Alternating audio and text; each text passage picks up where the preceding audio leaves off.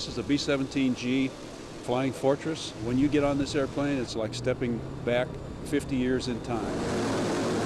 The B-17 was actually the icon of World War II in Europe. They had thousands of these, hundreds of airfields out of England as these flew over on their way to Berlin, and they said the sky would just get dark.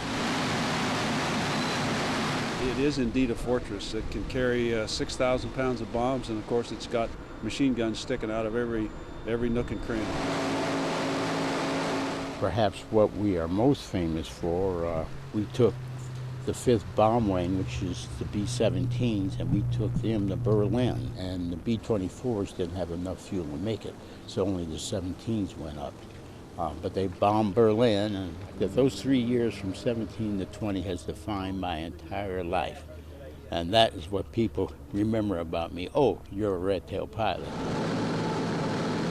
I can't tell you how much of a pleasure it is to fly people on this airplane, particularly the old veterans who flew it during World War II.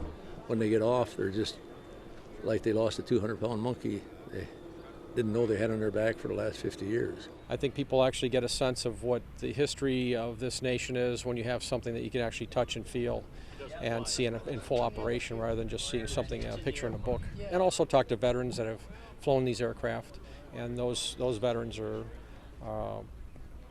each day there's fewer and fewer of them.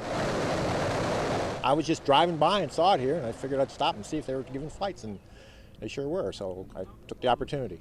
And anybody that buys a ride on it, it's exactly the sights and sounds of World War II. Of course, the only good thing is we hope nobody's shooting at you, and you don't have to shoot at anybody else.